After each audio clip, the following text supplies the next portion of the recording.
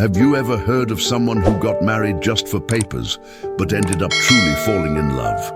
Lorena crossed the border with a cold plan: get a green card, send money to her family, and move on. Love wasn't in the script, but what should have been an emotionless arrangement became the only authentic thing in her life. Just when she truly began to love, they deported her. Separated from the man who in theory was just part of her plan, she returned with shame, pain, and longing. Except this story, which began with a lie, ends with something that no judge, no border, and no deportation could erase: true love. Stay until the end, because you'll discover that not every marriage for papers is fraud, and not every deportation is the end of the road. If you like interesting stories, hit like, subscribe to our channel, and turn on notifications so you don't miss any of our content. And tell us in the comments where you're watching this video from. We'd love to hear from you. When Lorena crossed the border into the United States, she didn't do it with hope or dreams. She did it with strategy. At 26, she had already understood that in real life, feelings are expensive and surviving, for many, was more urgent than living. She left Michoacan early on a Thursday morning, leaving behind a sick mother, two younger siblings still in middle school, and a sheet metal room where the three of them slept together. In her backpack, she carried 2 changes of clothes, a folder with documents, and a notebook with handwritten numbers. Her tourist visa was valid for 6 months. It had cost her 5 years of savings from selling tamales in the town square, and she wasn't going to waste it. I'm getting married, I'll get legalized, and I'll start sending money, she repeated like a mantra. No falling in love, no trusting, no staying longer than necessary. She had seen too many women return with children in their arms and broken hearts. She would be different, colder, smarter. What pushed her to make this decision wasn't ambition or the desire for a luxurious life.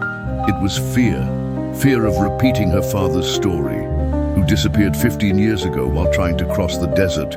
They never knew if he died or decided not to return. Just an eternal silence that transformed into pain and anger. Since then, her mother aged suddenly, and Lorena became the head of the family, even as a teenager. Upon arriving in Fort Worth, Texas, she was received by a distant cousin she barely remembered. She slept on a sofa bed and worked cleaning houses. The cousin quickly explained the rules of the game: what to say and what not to say, how not to raise suspicions, and above all, how to find a citizen willing to marry for papers. Lorena listened in silence, with the same serene face she showed when her mother cried secretly in the kitchen. There was no time for emotions. After a week, she joined a closed Facebook group where Latina women shared contacts of American men willing to help. Some charged thousands of dollars, others asked for sexual favors, and a few, very few, did it without expecting anything in return. Among so many suspicious profiles, one caught her attention. It was Daniel's, a 33-year-old man living in Texas who had previously helped a Guatemalan cousin. He didn't have flashy photos or cheesy messages, just a brief phrase in his bio: not looking for love, just mutual stability. Lorena wrote to him straightforwardly: I need to get married. I don't want relationships or complications. It's a deal. I understand, he replied that same night. If we're clear, there's no reason for things to go wrong. They met at a cafe in the north of the city. Daniel was more serious than he seemed in his messages. He had an unkempt beard, dark circles under his eyes, and a low voice that almost forced you to lean in to hear him. He explained that he worked as an electronics technician and lived alone in a house inherited from his grandparents. He didn't seem like someone interested in taking advantage of a vulnerable immigrant. Rather, he gave the impression of carrying his own invisible weight. The agreement was simple. Lorena would move into his house. She would keep everything clean, cook if she could, and remain discreet. In exchange, he would pay for utilities, meals, and handle the legal paperwork for the marriage. They agreed to sleep in separate rooms and not share unnecessary information about their lives. It was an unwritten contract, but strict. The marriage was held 3 weeks later in a civil registry office in Tarrant County. No witnesses, no flowers, no emotion. They signed the papers, shook hands with the justice of the peace, and left through separate doors. No one in Mexico knew anything, not even her mother. Lorena wanted to show results, not processes. Installed in Daniel's house, she moved with caution. They spoke little. They ate at different times. He spent many hours away. She spent many hours in silence. Sometimes she cleaned the kitchen just to kill time. Sometimes she cried in the bathroom, but forbade herself from feeling sad. She was doing what she had to do. During the first few months, they behaved like strangers with different uniforms. Daniel would arrive with grocery bags, leave half of what he bought in the kitchen, and go up to his room. Lorena washed her clothes separately and kept the house receipts organized in a shared folder. Each one knew their role. No complaints, no affection. But on the quietest nights, Lorena found herself listening to his footsteps going up the stairs, trying to guess if he was in a good mood or if he was carrying some ghost. She didn't know it. But he also listened to her moving around the house, humming songs from her homeland softly while cleaning the bathroom or preparing bread with coffee at 6 in the morning. It was a coexistence without friction, without unnecessary words, but the emptiness, that was shared. And in that emptiness, little by little, something invisible began to move, without either of them looking for it, without either of them accepting it. Lorena needed only a few weeks in Daniel's house to notice that he was different, not in a romantic or kind sense, but in a quieter, more complex way. Daniel wasn't warm or friendly or even rude. He was simply absent. He moved with such a mechanical routine that sometimes it seemed like he was living by inertia.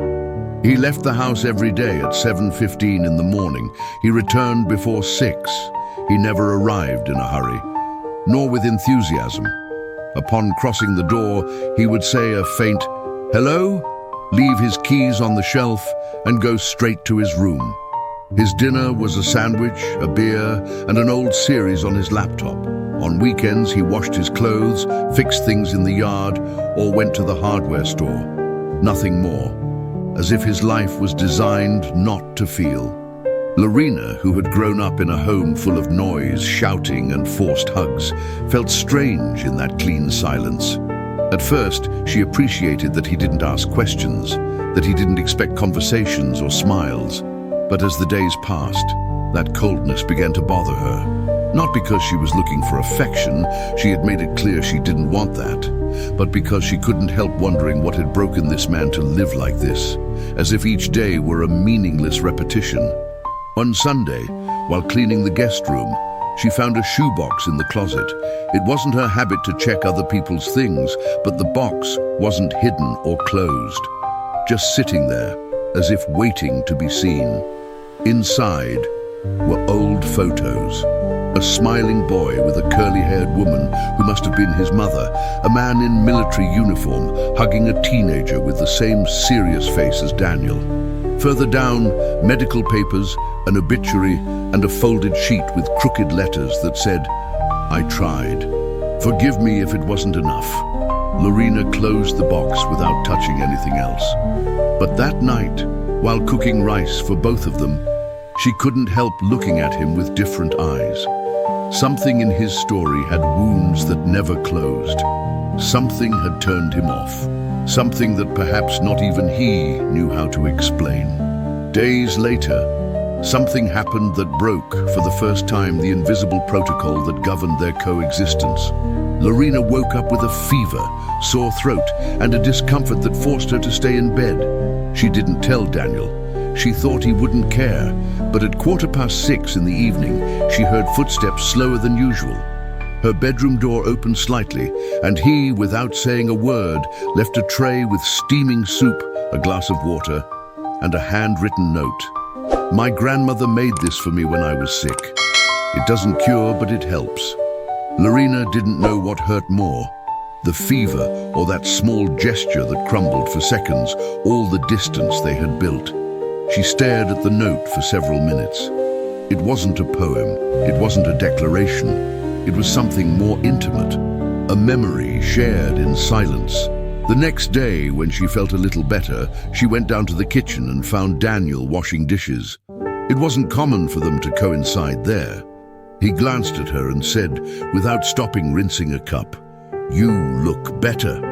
Lorena nodded, not knowing what to say. Then, on impulse, she asked, "Did your grandmother also make you soup when you were sad?" Daniel took time to answer.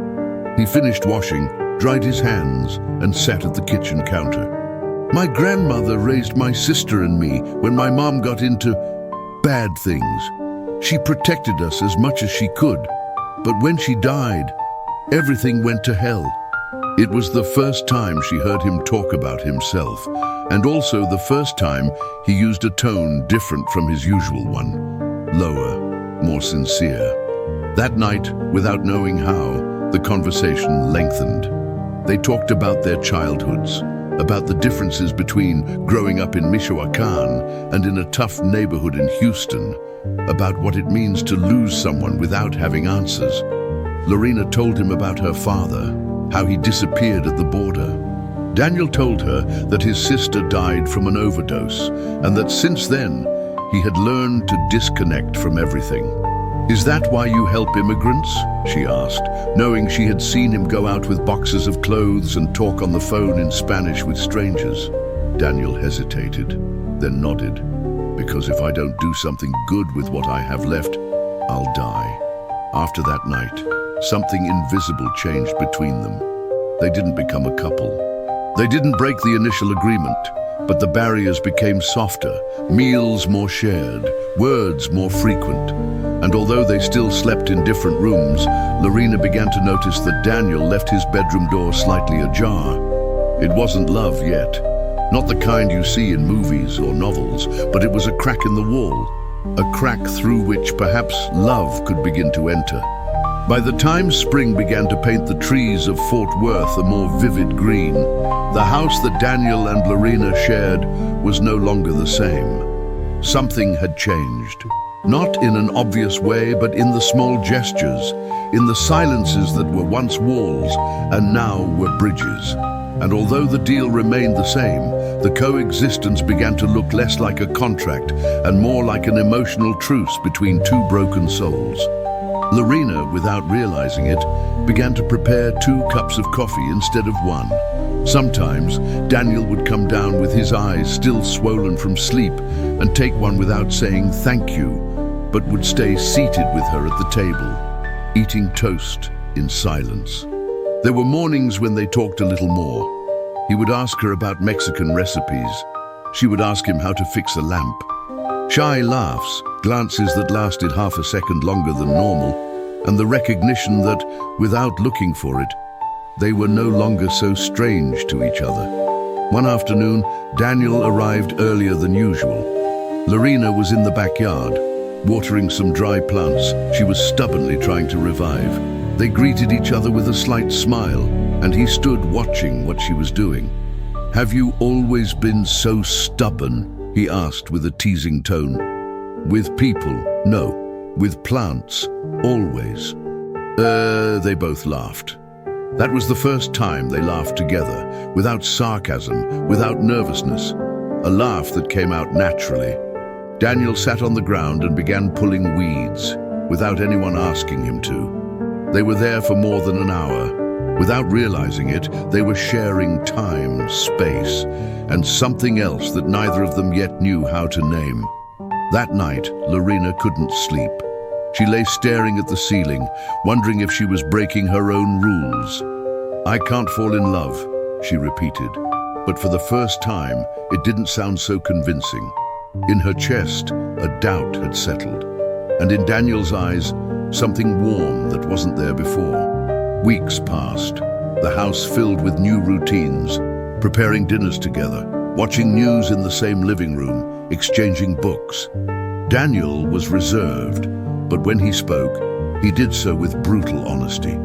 He told her he worked fixing computers because he hated dealing with people, that his best friend had moved to Oregon and they hardly talked anymore, that the day his sister died, he didn't cry. He just felt a kind of emptiness, as if he had turned off inside. "And you?" he asked one night. "Why did you come here?" Lorena hesitated, not because she didn't want to tell him the truth, but because in saying it, something inside her would break.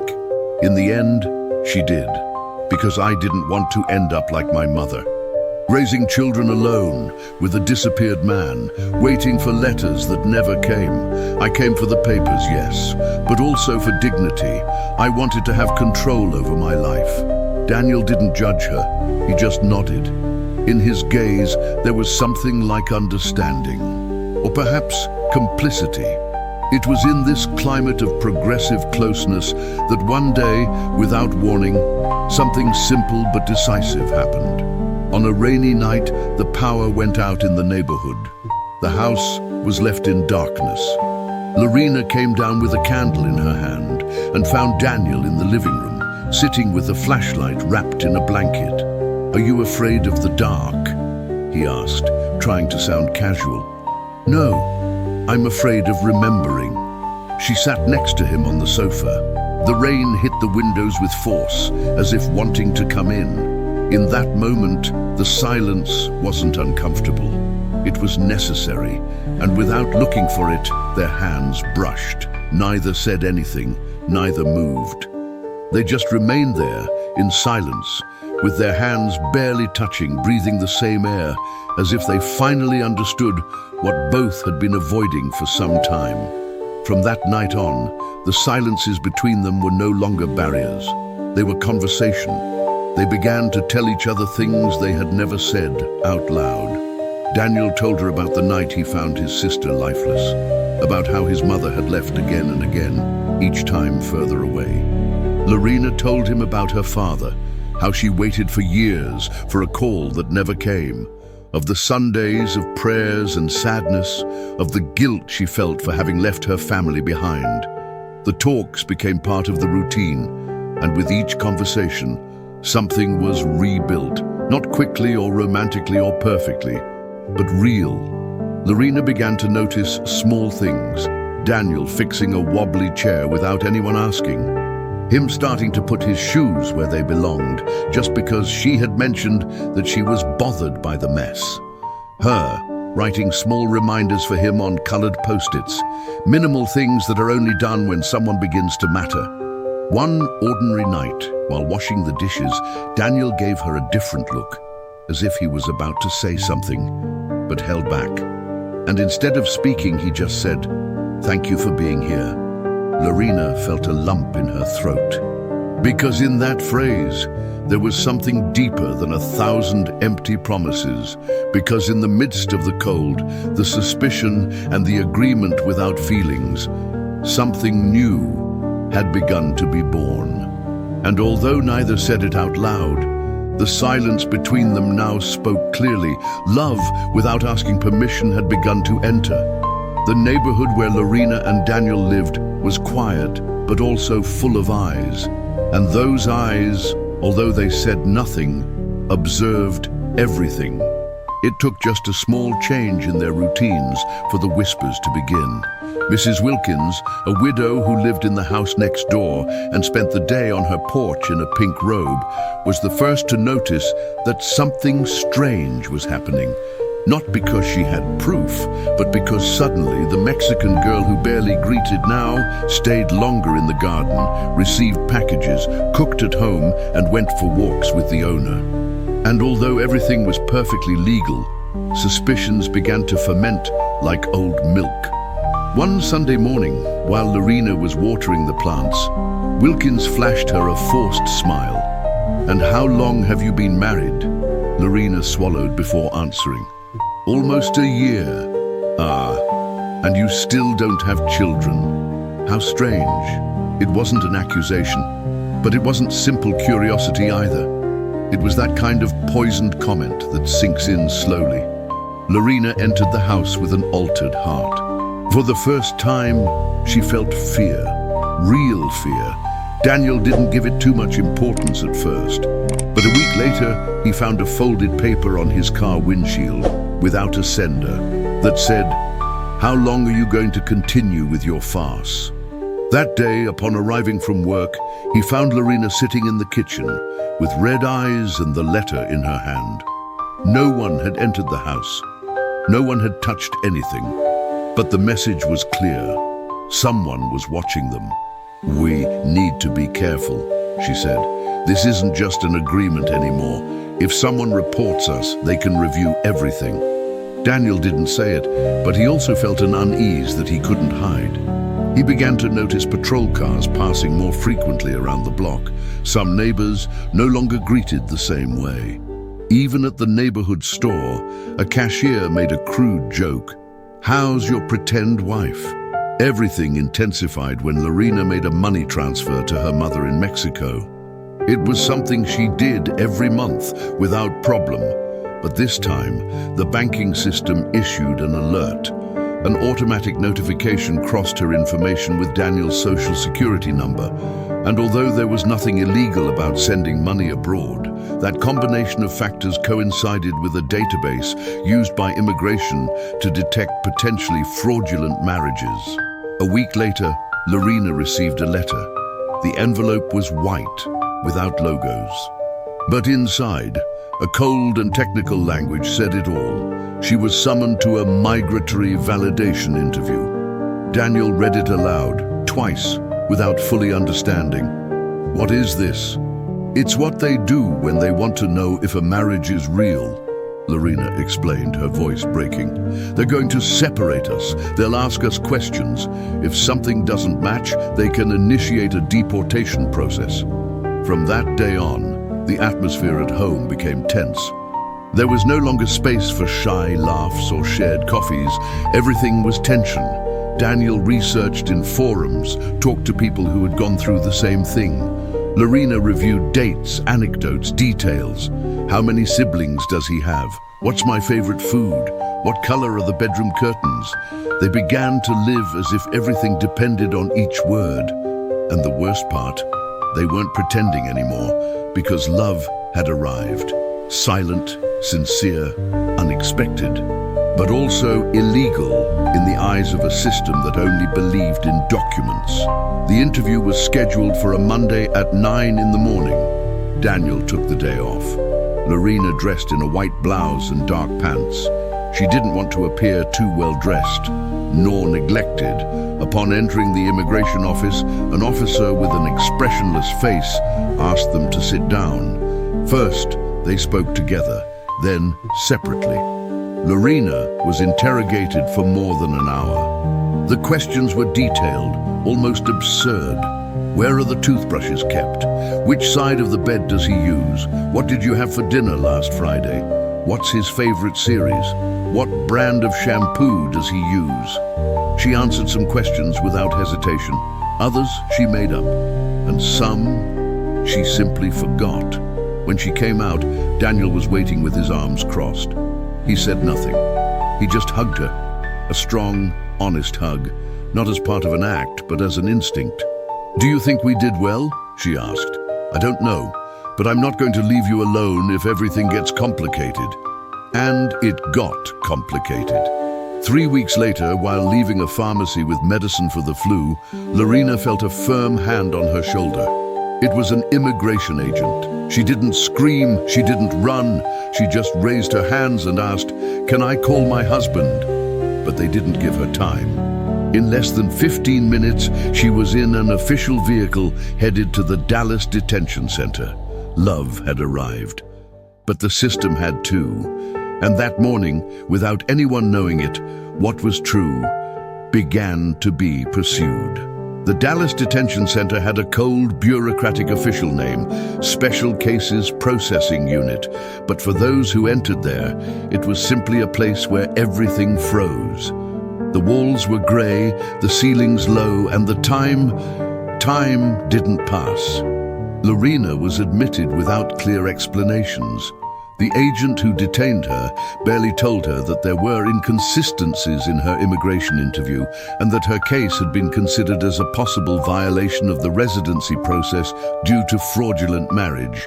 No concrete evidence, just a suspicion based on her accent, her last name, and an anonymous complaint that no one showed her. On the way to the center, she tried to ask for a lawyer, explain that she was married, that she lived with Daniel, that she had no record, that she had entered with a legal visa. But the agent just noted things on a tablet without responding. Every time she spoke, it seemed as if her voice bounced off a wall. When they took her cell phone, she managed to send just one message. "They detained me. I'm in Dallas. I don't know what's going to happen." Daniel received the message while installing an antenna on a store roof. He felt his heart drop to his stomach. He ran down, left the work unfinished, and drove straight to the detention center, as if he could simply knock on the door and ask to see her. "Is my wife detained?" he asked the guard at the entrance, showing his marriage certificate. The guard barely looked at him. "We don't give information without an appointment or a registered lawyer. I just want to know if she's okay." "Come back with a lawyer!" Daniel turned around, furious, helpless, lost. That night he didn't sleep. He sent emails to 2 law offices, searched forums, called numbers that didn't answer. Everything that before seemed distant and abstract. The word deportation, the threat of the system, the fear of ICE, was now a brutal reality. Meanwhile, Lorena spent the hours in a cell shared with 4 other women. Some cried non-stop. Others stared into space. There were no windows. There was no clear schedule. There was no dignity. The first night she couldn't eat. She felt a knot in her stomach that wasn't just fear. It was rage. Rage for having believed herself safe. Rage for having started to love just when love was useless. On the second day, they called her to a room with an official, with a neutral face and papers in hand. "Your residency application has been temporarily cancelled. The system determined that your marriage may not be legitimate. But it is. I live with him. We are together. You can check our photos, our accounts, our things. Ma'am, your case has been assigned to expedited deportation. You don't have the right to a hearing. You entered legally with a tourist visa and have not complied with the terms. And my husband? Can't he do anything? Only if he files a legal motion before 48 hours. But with the immigration alert already in the system, it's almost impossible to stop the process." Lorena said nothing. She just took a deep breath, closed her eyes, and in her mind, the image of Daniel, sitting in the garden, laughing, fixing the hose, appeared with a clarity that hurt. She couldn't say goodbye. She couldn't see him. She couldn't hug him. 47 hours after being detained, they put her on a bus with 16 other people. Men and women, some handcuffed, others with empty gazes. None spoke. Some cried silently. An agent handed her a plastic bag with her things, her passport, her folded clothes, and an envelope with $25. Upon crossing the border back into Mexico, Lorena's heart felt hollow. She didn't cry. She didn't scream. She just stared out the window with dry eyes, as if her soul had stayed on the other side. Daniel didn't receive any call, just a notification in his email 2 days later. "Your wife has been deported under order number X 45173. There was no explanation, no option to appeal, no time. He stood in the kitchen of his house, reading that message over and over with trembling hands. The coffee cup she had left the previous morning was still there. The scent of her shampoo was still in the shower. Crumbs from the sweet bread they had shared still remained. And she was no longer there. In the following weeks, Daniel became a ghost. He didn't talk to anyone. He didn't go to work. He only responded to emails and calls from lawyers who offered no solutions.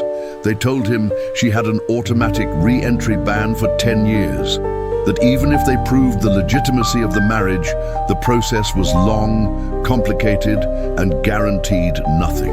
"And what can I do in the meantime?" he asked. "Wait, or move on with your life?" said one of the lawyers, without emotion. But Daniel didn't want to move on with his life. His life no longer made sense without her. He kept everything she left just as it was. He didn't touch her room. He didn't move her cup. He didn't delete her messages. And every night he wrote her an email as if she could still read it. Lorena, for her part, arrived in Michoacan with her soul in pieces. She returned to the room where she slept as a child. She returned to the streets where no one looked at her. She returned, but she was no longer the same. Because when she had finally found love, the country that harbored it snatched it away without giving her even a minute to fight.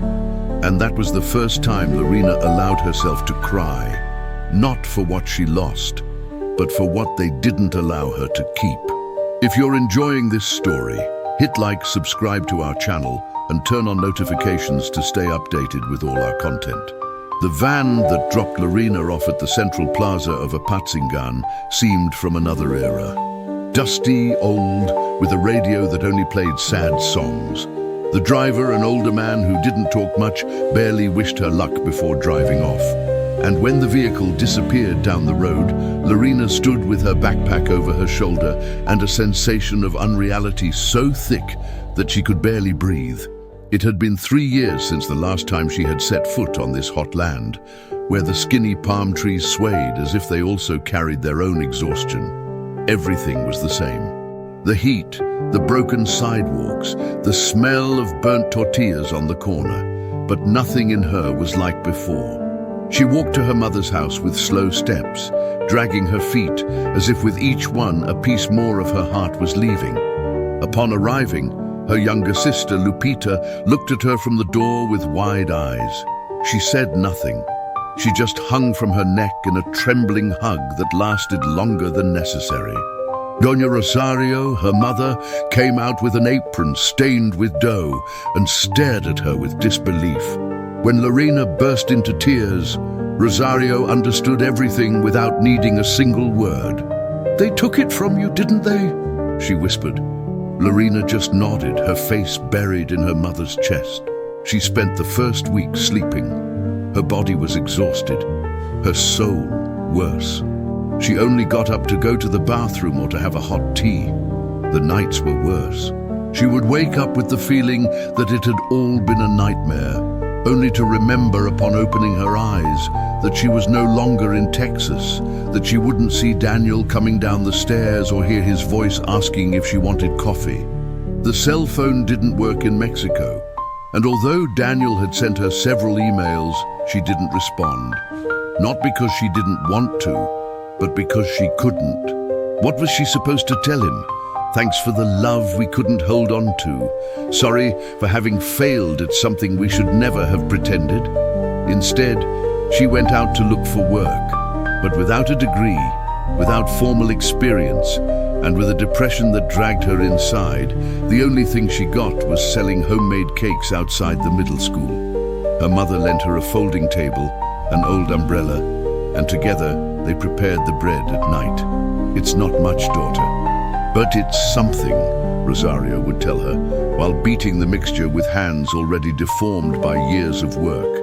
Lorena smiled on the outside, but inside, each cake she sold was a reminder of how far her other life had gone. The real one. The one that had started as an agreement without feelings and ended up becoming the only thing that truly mattered to her. Daniel kept writing. One day yes, and another no. Sometimes just an "I miss you." Other times, long letters where he told her how he was taking care of her plants, how he still couldn't throw away her favorite cup, how every corner of the house still smelled like her. But Lorena didn't respond. She was afraid to open the wound, to get her hopes up again, to never be able to return. Until one day, after a day of unbearable heat and scarce sales, she arrived home, left the bread basket on the floor, and sat on the bed. She took out her old cell phone, connected it to the neighbor's Wi-Fi, and without thinking played one of Daniel's voice messages. His voice sounded deeper, more tired, but just as honest. "Today I passed by the cafe where we used to buy sweet bread. I bought one with vanilla, your favorite, right? I ate it thinking that maybe you were also eating something sweet. I don't know if you're okay, I don't know if you hate me for not being able to do more, but I love you, Lorena. And that's not going to change. The recording ended, and for the first time since she returned, Lorena truly cried. Not like when she got off the bus, not like when she hugged her mother, not like when they denied Daniel a visit. This time, she cried with her soul, because she understood that the plan she had carried out with so much control and coldness no longer existed, because the love she had sworn to avoid was the only thing that had sustained her in the worst moments. And because, despite everything, she continued to love. That night, she sat in front of her brother's old laptop and wrote, "Sorry for the silence. I haven't forgotten you. I don't know how to do that. If you ever wonder if it was worth it, the answer is yes." And in that message, Lorena didn't ask him to wait for her, nor did she promise to return. She just let him know that she still carried him inside, that love hadn't died, that although life had brutally separated them, what they had built together was real, more real than any document, any interview, any border. And with that, at last, she could sleep without guilt, even if it was just for one night. Almost 2 years had passed since that abrupt deportation. 200 Sundays without waking up together, 200 dawns with insomnia, 200 attempts to move forward separately. And yet, love, that love that was born without permission, was still there, alive, waiting in silence. Daniel had tried everything. He consulted lawyers, contacted immigrant rights organizations, wrote letters to congressmen, even paid for online legal advice that promised him a case evaluation. But the answer was always the same: re-entry ban for 10 years with no immediate exception. Nevertheless, time didn't kill love. It transformed it. From anxiety, it turned to patience. From anger to will. And one day, while talking with a volunteer from an NGO, someone suggested a different option. If you can't bring her, go yourself. It was so obvious that it hurt. No one had said it out loud, and he himself had forbidden it in his head. Leave his country, his job, his house. For what? For how long? Was it worth it?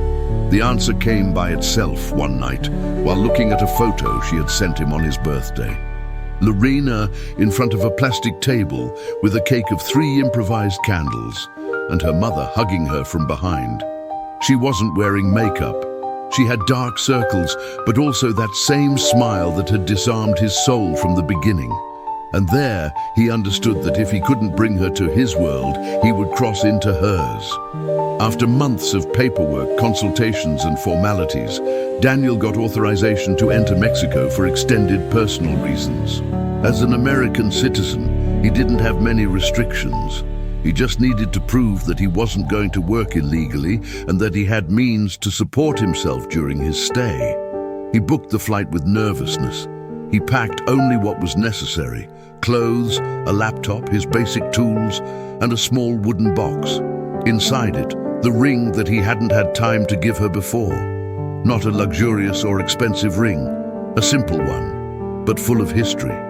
When he arrived in Leon, where Lorena and her family had recently moved to escape the stigma of being the deported one, he didn't immediately notify her. He wanted the reunion to be unplanned, to be pure. One October afternoon, when the sky was beginning to turn golden, Daniel sat on a bench in the main square with a paper bag containing sweet bread, a habit he hadn't let go of. He knew that Lorena used to pass by there on her way to the market, and he waited. She appeared 20 minutes later with her hair loose and a simple dress. She was distracted with a couple of bags in her hands.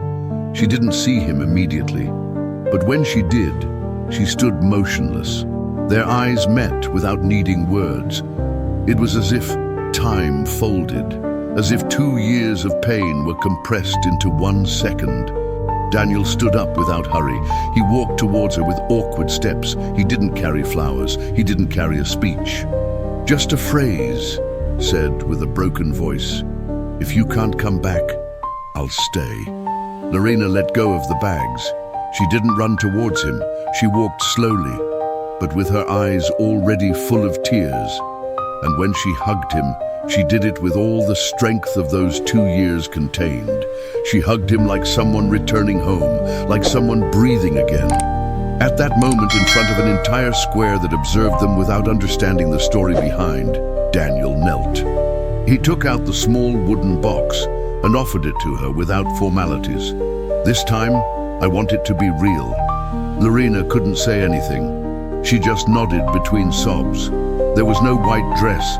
There was no gathered family. There was no judge. There were just them and an unspoken promise. This time it wasn't for papers or for fear or for necessity. It was love, nothing more. That same night they had dinner with Lorena's mother, who looked at them with a mixture of tenderness and concern. "Are you sure about staying, son?" she asked, serving rice on the plates. "I've never been so sure of anything," he replied. The wedding was held 2 months later, small, in a modest party hall, with borrowed flowers, homemade cake, and music from an old speaker. But unlike the first time, this ceremony had laughter, tears, hugs, and above all, true vows. "I promise to choose you every day," said Daniel. "I promise not to be afraid to love you," Lorena responded. And so, without official papers that changed their status, without immigration permits that blessed them, they became husband and wife for the second time. This time without anyone being able to deny the obvious. The life they built in Mexico wasn't perfect, but it was theirs. And what began as a lie was now more alive than ever, more authentic, more free. Leon wasn't the dream city for either of them, but it became their starting point.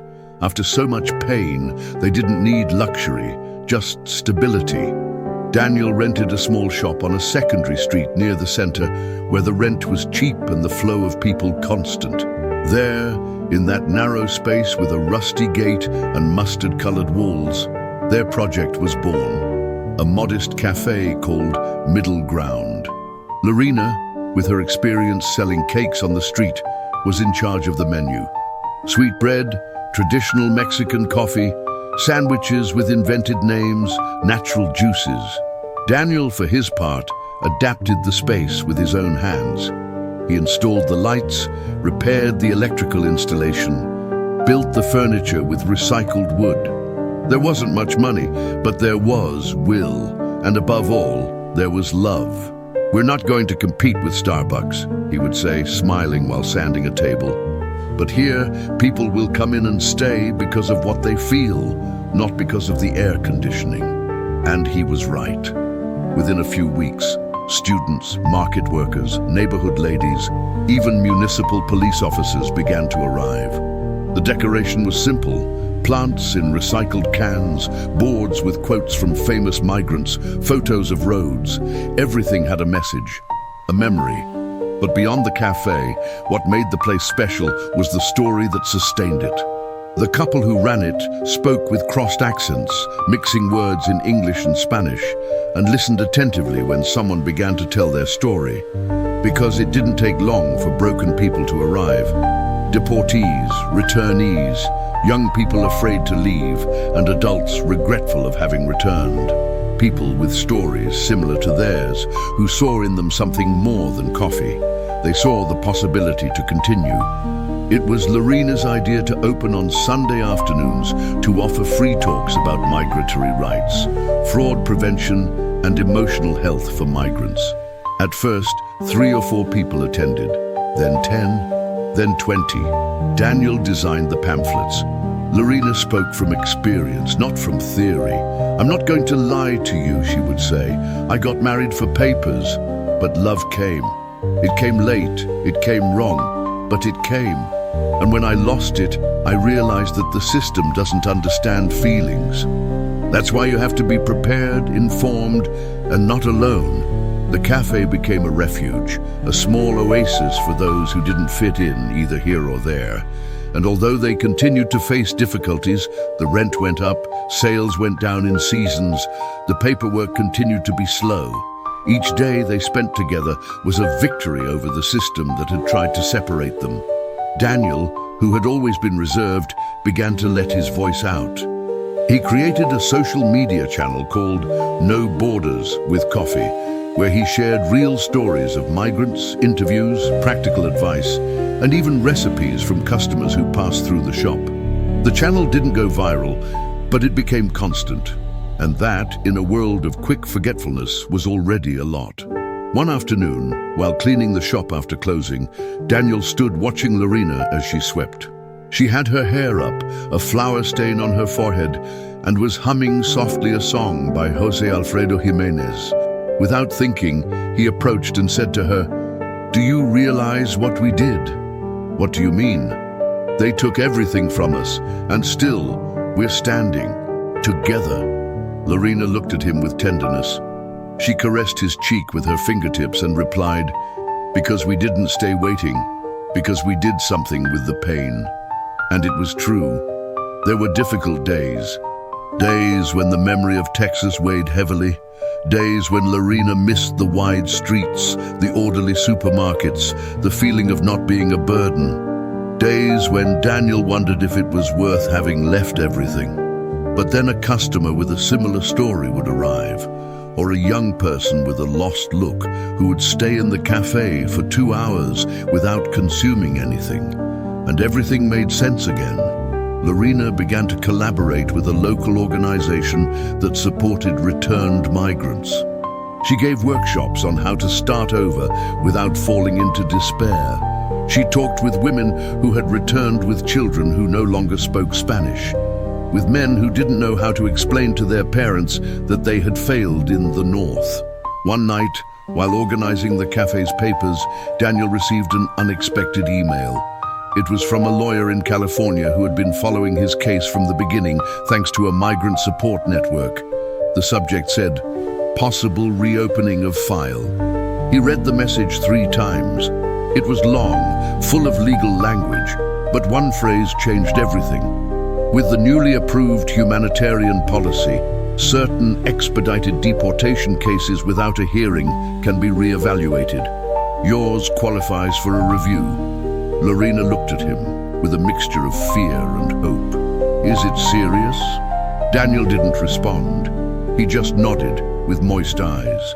It was barely a possibility, not a guarantee, but it was more than they had had in years.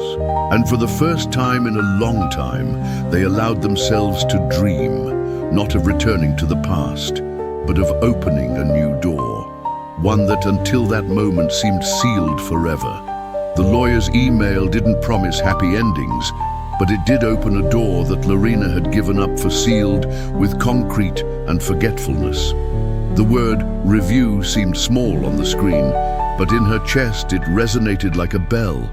It was the first time in 5 years that the system didn't treat them as criminals, but as a pending story.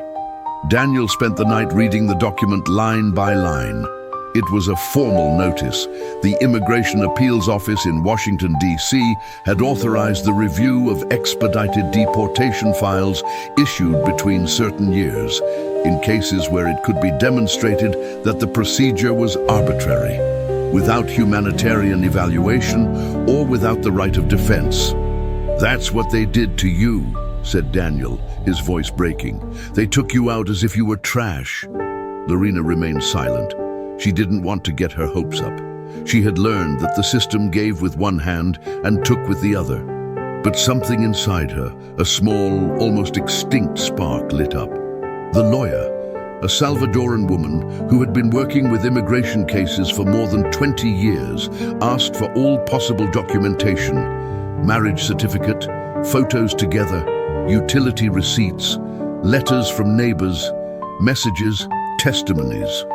Daniel and Lorena spent entire weeks organizing digital folders, scanning papers, compiling emails. Each file was a memory, each photo an open wound. Daniel's testimony was long, sincere, almost painful. He described from the first time he saw Lorena to the night he received the deportation email. He talked about the silence that invaded the house, about the cup he never dared to put away, about the garden she cared for and that he let die. Lorena wrote hers from the cafe's living room while the rain hit the awning. She remembered her arrival in the US, the months of cold coexistence, the soup he prepared for her when she got sick, the night without light, the touch of their hands. Everything, not as a sentimental declaration, but as proof of something that neither the papers nor the laws knew how to see at the time. Real love. This process can take time, warned the lawyer in a video call. But I have hope. There are precedents of similar cases where a special re-entry permit was granted for humanitarian reasons and legitimate conjugal connection. Does that mean she can return to the United States? Asked Daniel, not daring to smile completely. If all goes well, yes. With conditions, constant evaluation, but together. From then on, each month became a wait. Life in Leon continued, but in slow motion. The cafe kept functioning, but the Sunday talks became more intense. Now Lorena spoke with more strength, with more hope. She no longer just talked about what had been taken from them. Now she also talked about what they were trying to recover. There are doors that seem closed, she would say in front of the group, but sometimes they just need someone to knock with more insistence. The community around them grew. People who had been silent began to tell their own stories. Deportees who lived with shame. Returned migrants who hid their past. People who needed to see that someone, somewhere, was managing to fight the system and win. 5 months after sending the file, a certified letter arrived from Washington. Lorena received it with trembling hands. Daniel was attending to a customer when she ran into the shop with the envelope. "It's from immigration." He looked at her. They both knew that this moment would mark a before and after. They opened the letter together without breathing. The reading was slow, word by word. It has been determined that the deportation process executed on July 14th did not comply with the protocols for hearing or humanitarian review. In consideration of the conjugal bond and emotional impact, permission to re-enter for extraordinary reasons is authorized, subject to continuous evaluation for 24 months. Lorena covered her mouth with her hands. Daniel was in shock. Humanitarian visa is granted under Category 212D3, valid for 2 years. The tears didn't wait. They both cried. They cried in silence. They cried with laughter. They cried like someone who had lived for a long time underwater and could finally breathe again.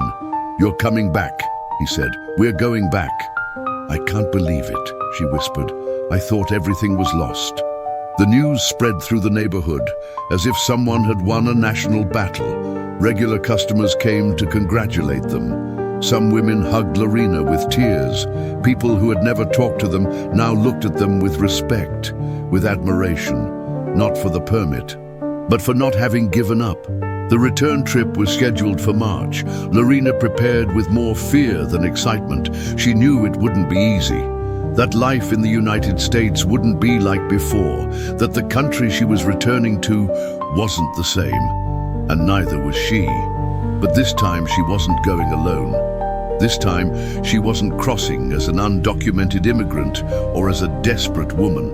This time she was returning as a wife, as a survivor, as a symbol that love, when it is true, doesn't stop at stamps, at walls, or at deportations. And while they were packing, Daniel found one of the first notes she had written to him when they were just beginning to live together. "I don't want romance, just stability." He read it out loud, smiled, and showed it to Lorena. "Do you remember?" She took it between her fingers, tore it into small pieces, and replied, "What we found was much more than that." The plane landed on American soil on a cloudy March afternoon. Lorena squeezed Daniel's hand tightly as she looked out the window at how the Dallas airport, the same one from which she had been deported years ago, now received her in silence. There were no applause, no flags, no triumphant music, just a voice over the loudspeaker announcing flight connections and an immigration line that seemed endless. But this time she wasn't a fugitive. She was a woman with a special re-entry permit, a humanitarian visa, and the backing of a file that had moved more than one official. This time, she wasn't escorted by agents. She was accompanied by the man who had decided to stay when she couldn't return. Upon reaching the entry module, the immigration officer read the documents, looked at Daniel, looked at Lorena, then, without an extra word, stamped the passport. "Welcome back," he said, without emotion, but without rejection. Lorena nodded. The words didn't come out. She crossed that white, silent corridor, not knowing if she was dreaming, but feeling that Daniel wasn't letting go of her hand. She knew it was real. In the following weeks, they started again. For the third time. Daniel's house had been rented to another family, so they settled in a small apartment near downtown with just 2 rooms and an American kitchen. The furniture was borrowed, the dishes mismatched, but every corner was theirs. They reopened their cafe, this time with a new name that was born from everything they had lived: Coffee Without Borders. At the entrance, a blackboard with white letters said, "Here love doesn't need a visa." The community received them with surprise. Some remembered them, others didn't. But everyone was captivated by the aroma of traditional Mexican coffee, by the conversations, by the story that little by little ran from mouth to mouth. Lorena didn't hide her past. On the contrary, she told it with pride. "I got married for papers," she would say, "and I found the love of my life. Then they deported me, but love was stronger than the border." She gave talks at local universities, participated in immigration forums, and advised women who were in the same situation she had been in. Daniel, for his part, reactivated his channel, now with thousands of followers. He published interviews, fragments of their story, and legal advice for binational couples. They had turned pain into a bridge. Their experience was no longer a shameful scar, it was a flag. One afternoon, while organizing a community activity, Daniel stood watching Lorena as she placed chairs on the sidewalk. "Do you know what's most ironic about all this?" he said. "What? It all started with a lie. And today, there's nothing more true than this." Lorena smiled. Maybe the lie was just the excuse that destiny used to bring us together. Lorena's residency permit was temporary and subject to review, but they didn't live in fear. They had learned that fear paralyzes, but love moves. Each day together was a choice, an act of faith. A year later, they received the news that their case had been favorably re-evaluated. The conjugal bond, the emotional impact, the social contribution. Everything added up. Lorena received the permanent residency card. She cried as she held it in her hands, not for the plastic itself, but for what it represented, that she was no longer a shadow. She was no longer an intruder. She was no longer a number on a deportation list. "This doesn't make me more legal," she said. "It just gives me back the voice they took from me." That day, they celebrated with sweetbread, coffee, and a sign on the door of the shop. "Years ago, I entered out of necessity. Today, I stay for love." And so the story that began with coldness, with fear, with an empty agreement, ended up being one of those few that the system couldn't erase. Because love can't be deported. It's not filed. It's not locked up. And although it started as a path without emotion, it ended up being the deepest return to what they never imagined finding, a real life together. And if you like this story, you'll surely love the next one that appears on your screen. Don't forget to subscribe to our channel, leave your like, and turn on notifications. Until next time.